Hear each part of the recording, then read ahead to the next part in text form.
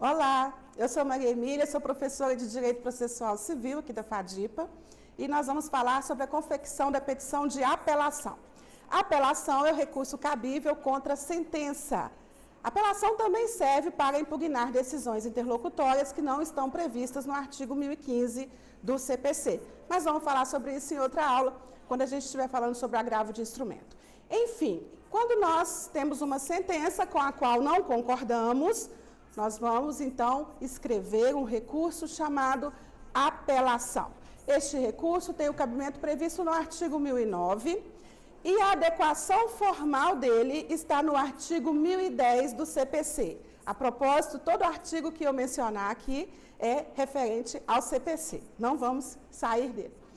Para fazermos qualquer recurso que seja, temos que preencher certos requisitos que são os pressupostos recursais. Os pressupostos recursais que são divididos em subjetivos e objetivos e precisamos saber deles para poder, inclusive, confeccionar o recurso para fins de exame da ordem e nosso CIP, que é padronizado conforme o exame da ordem. Na medida em que formos escrevendo, nós vamos mencionando a presença dos pressupostos recursais.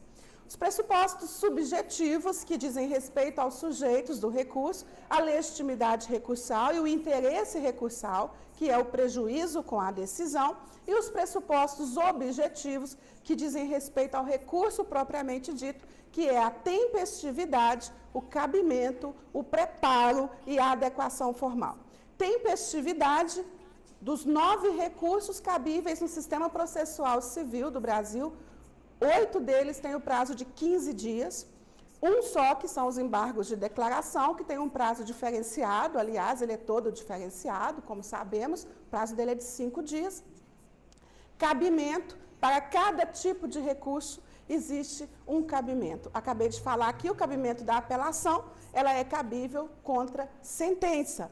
Então, se você tem um acórdão de tribunal, nem pensar em fazer apelação contra este acórdão. O preparo não é o ato de fazer o recurso, o preparo é pagar as custas do recurso, não só do recurso, como de qualquer outra despesa processual, ajuizamento da ação, que seja. Você faz o preparo quando você paga as custas.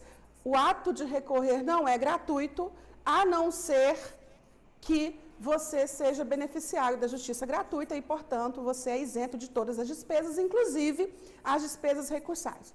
A apelação não é um recurso gratuito, que é a que nós estamos tratando aqui hoje. Ela não é um recurso gratuito, ela tem que ter as suas custas pagas sob pena de deserção. Recurso deserto é aquele que não teve as suas custas pagas. Então, tempestividade, cabimento, preparo e a adequação formal, que vem a ser o que tem que conter a petição deste recurso, é o que nós vamos trabalhar aqui hoje. Eu já disse que a adequação formal da apelação está no artigo 1010 e vamos, então, trabalhar sobre isso. O artigo 1010 já começa nos dizendo que a petição de apelação é dirigida ao juiz da causa. Então, nós temos que saber a terminologia, a nomenclatura, juiz a quo e tribunal ad quem. Juiz a quo é aquele que proferiu a decisão contra a qual nós vamos recorrer. Em se tratando de apelação, se eu estou recorrendo de sentença, é ato de juiz, então nós temos o juiz estadual, juiz de direito, ou o juiz federal, dependendo se eu estou na justiça estadual ou federal, posto que os recursos do processo civil brasileiro valem tanto para a justiça estadual quanto para a justiça federal. Então, nós vamos começar a apelação seguindo o 1010, dirigindo ao juiz da causa. Então, por exemplo, nós temos uma causa que está tramitando na primeira vara civil de Ipatinga.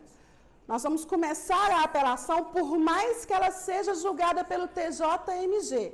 Nós vamos começá-la com uma folha de rosto dirigida, eu chamo de folha de rosto, outros chamam de folha de interposição, outros chamam de folha de capa, o nome que der não importa. O importante é que você vai fazer uma página, uma primeira página deste recurso dirigida ao juiz a quo, que é o juiz da causa.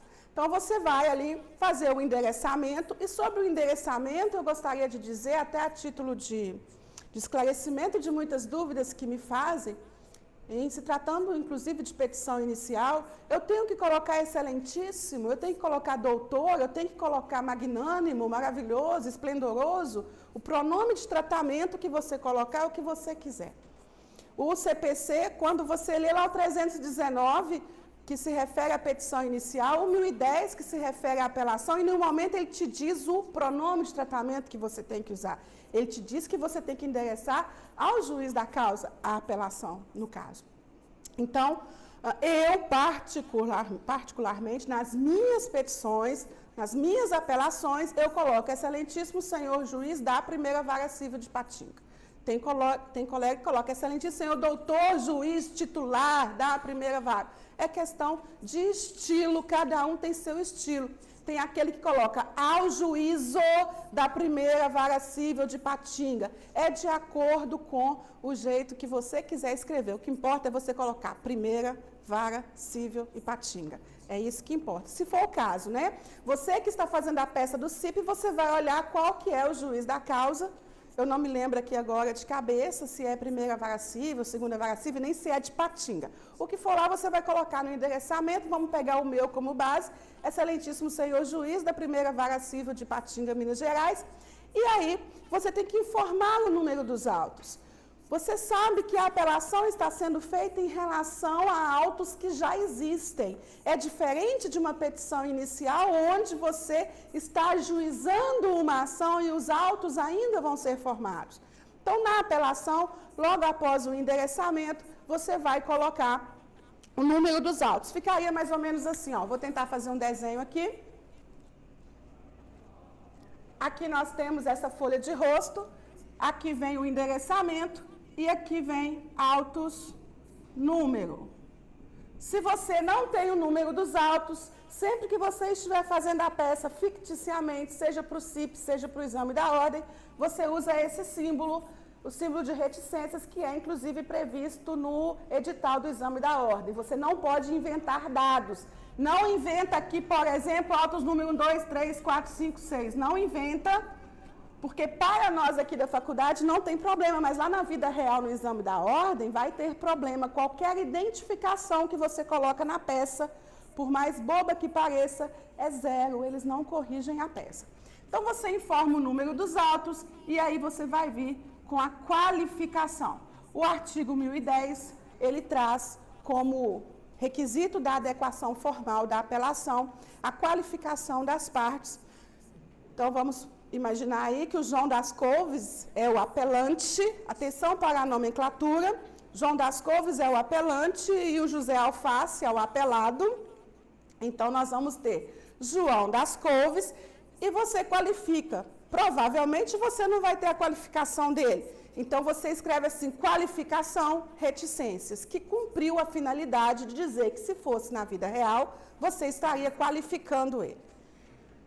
Até na vida real, um segredo para vocês, né? A gente, advogado, é meio preguiçoso neste ponto aí, já qualificado nos autos.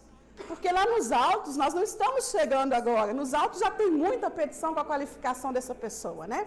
Mas para fins que nós temos que cumprir o 1010. E o 1010 fala da qualificação das partes, então a gente coloca João das Couves, qualificação, reticências.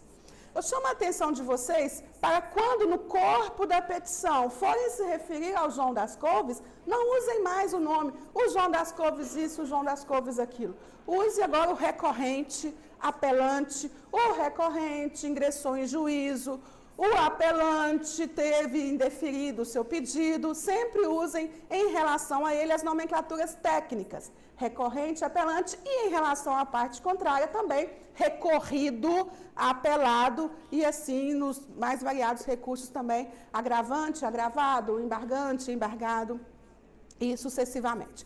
Então, nós vamos fazer a qualificação, João das Couves, qualificação, vem interpor recurso de apelação em relação à decisão, à sentença proferida nos autos acima informados, a ação de, vamos supor que seja um divórcio, a ação de divórcio, a ação revisional de contrato, a ação de reintegração de posse, o nome da ação, movida contra ou movida por.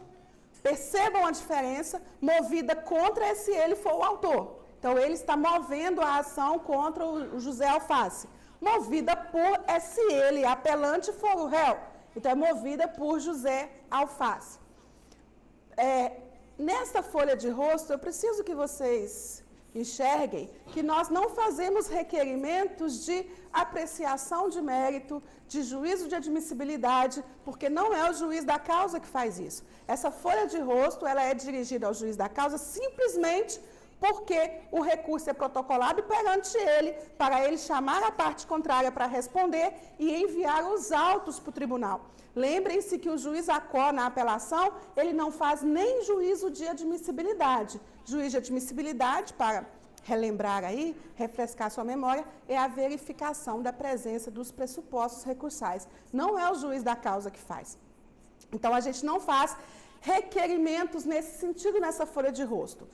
Vamos colocar lá, vou recapitular. Excelentíssimo senhor juiz da primeira vara civil de Patinga, autos tais, João das Couves, já qualificado nos autos, João das Couves, qualificação, reticências, vem interpor recurso de apelação nos autos da ação tal, que lhe move fulano ou movida contra fulano, requerendo sejam os autos remetidos ao egrégio Tribunal de Justiça de Minas Gerais, de São Paulo, ou egrégio Tribunal Regional Federal da primeira região, da segunda região, dependendo de que região seja. É praxe e é necessário para fins de exame de ordem e, portanto, do CIP, que você mencione a presença dos pressupostos recursais, que você mencione o cabimento, a tempestividade, o preparo. Você pode fazer isso tanto na folha de rosto, quanto dentro das razões recursais. Eu prefiro que você faça isso dentro das razões, porque se alguém vai analisar os pressupostos, e alguém vai, né? Não é o juiz da causa. Essa folha de rosto dirigida ao juiz da causa é simplesmente para comunicá-lo da interposição do recurso, que ele chame a parte contrária para contra-arrazoar e remeta para o tribunal. Mas nada impede que você, dentro dessa folha de rosto, fale: o recurso é tempestivo, tendo em vista que ainda está dentro do prazo de 15 dias da intimação da decisão, houve o devido preparo, ou então não há necessidade de preparo, pois a parte litiga sobre os benefícios da justiça gratuita. É cabível, pois se trata a decisão recorrida de uma sentença.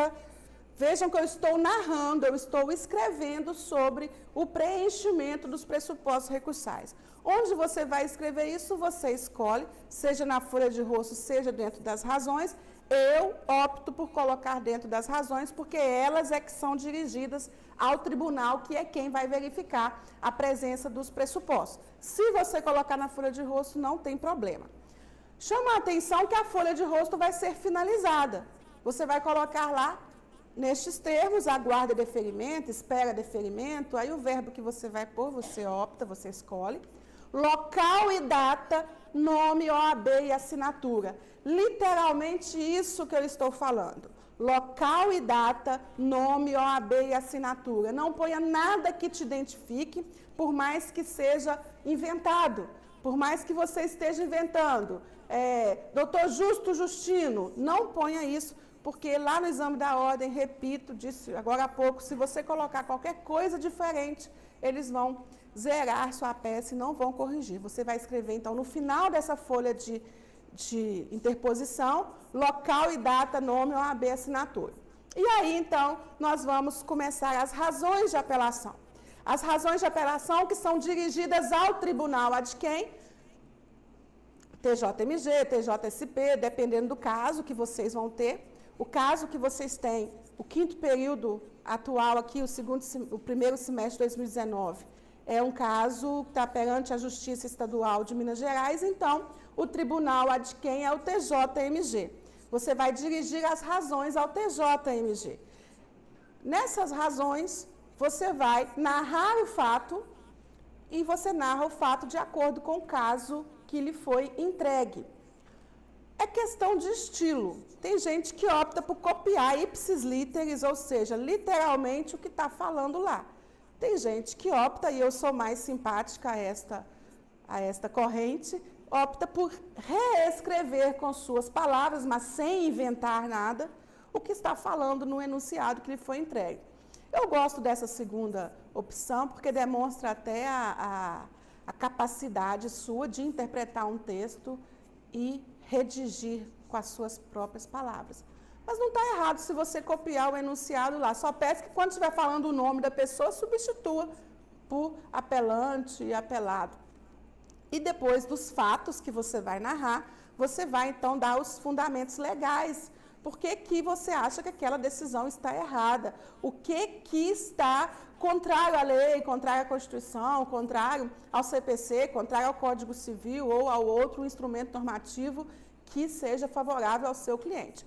Em se tratando de CIP, vocês têm aí uma mamão com açúcar, né? Vocês têm uma colher de chá, que lá nós colocamos para vocês o que pesquisar. Lá tem, pesquise o artigo tal, olhe o artigo tal do CPC, o artigo tal do Código Civil, o artigo tal da lei tal. Ali nós estamos dando o caminho das pedras para vocês. Leiam aquilo que vocês vão conseguir fundamentar as suas razões de recurso. Uma dúvida que sempre me fazem, eu preciso copiar o artigo?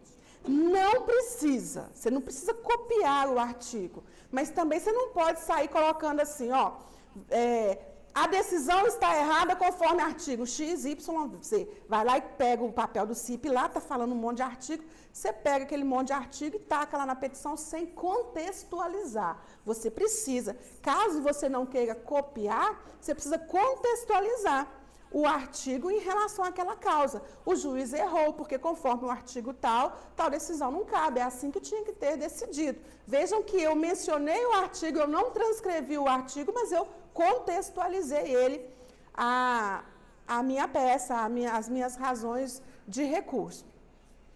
Feito isso, então nós vamos partir para o final. Muita gente pergunta, eu preciso separar por títulos? É questão de estilo. Muito raro eu separar por títulos quando eu faço as minhas peças. Às vezes é muito grande o que eu vou escrever, aí eu separo. Dos fatos, dos motivos do inconformismo, do fundamento legal da apelação. Se você não quiser separar por título, não precisa, não é obrigatório. Volto àquela frase que eu tinha dito antes, não está no código. Se não está no código, se o código não falou assim, ó, lá no 1010, a apelação tem que ter separação por títulos das partes e das razões. Não tem isso lá. Você precisa colocar os motivos do seu inconformismo no resumo dos fatos. Se você vai separar por títulos ou não, é estilo seu de redação. Cada um faz a redação da forma que acha que fica melhor.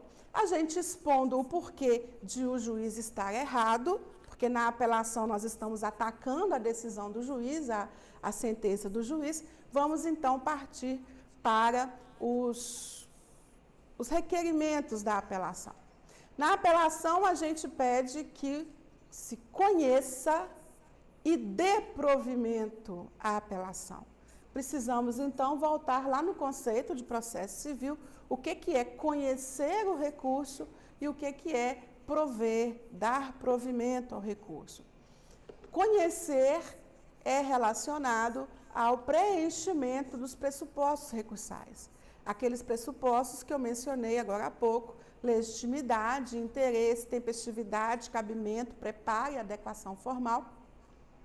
O tribunal, em 2 ocasiões, a primeira com o relator e a segunda a turma, os 3 reunidos, vão verificar se os pressupostos estão presentes. Se estiverem presentes, o tribunal conhece do recurso.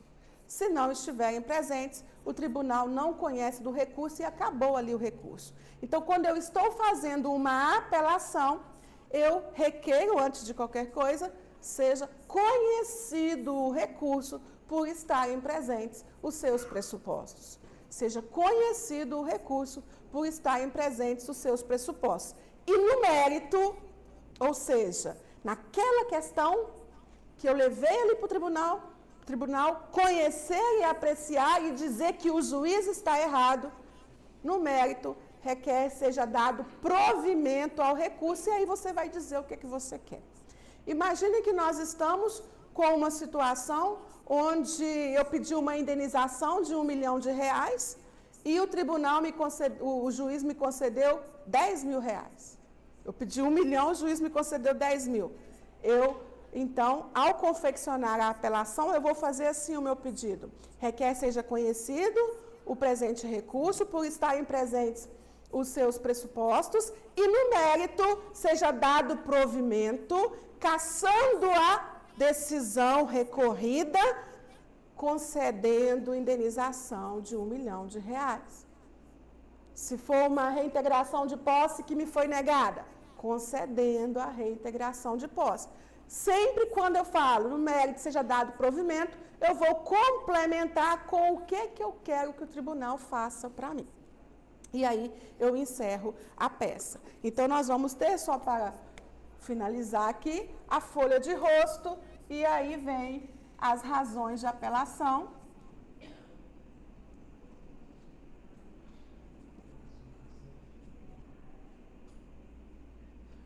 Onde eu vou narrar tudo que eu disse para vocês e, no final, a minha conclusão, onde eu peço seja conhecido e provido o recurso. Essa peça vai ter 2 fechamentos, aqui o local e data na folha de interposição, o nome OAB e a assinatura, dessa forma que eu estou escrevendo aqui, e aqui também.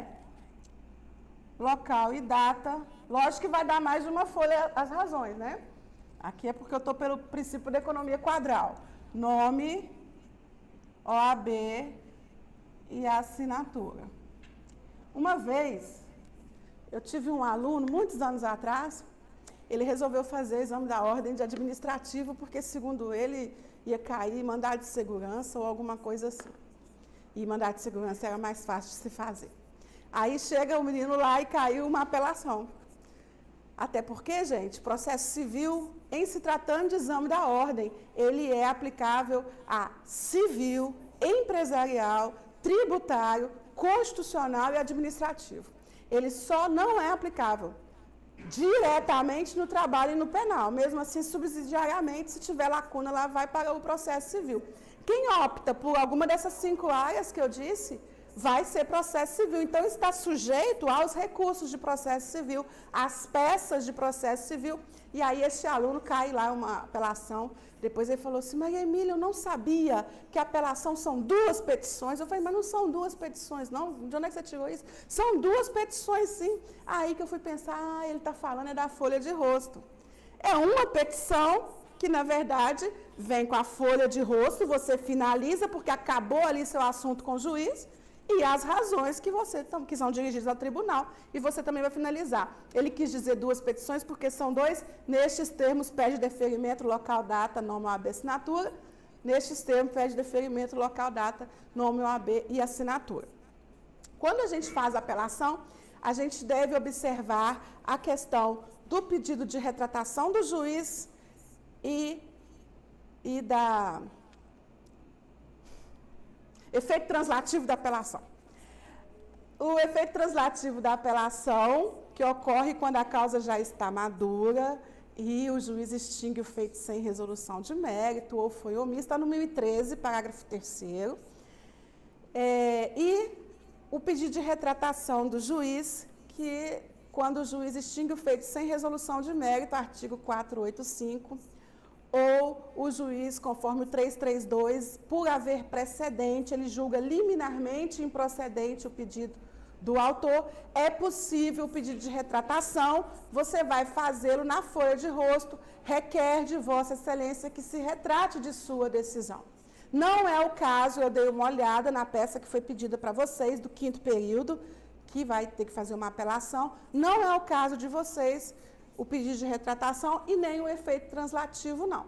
Então, não se preocupem com esses 2 pontos, só chama a atenção que se na vida real vocês tiverem que fazer uma apelação, onde o juiz extinguiu o feito sem resolução de mérito, 485, ou julgou liminarmente improcedente por força de precedente, 332, você vai pedir a retratação dele na folha de rosto, e se for causa madura, que já está no ponto de ser julgada, e se encaixa no 1013, parágrafo 3º, você vai pedir ao tribunal que não devolva para o juiz ao reformar a decisão e o tribunal, sim, profira a decisão ali originariamente.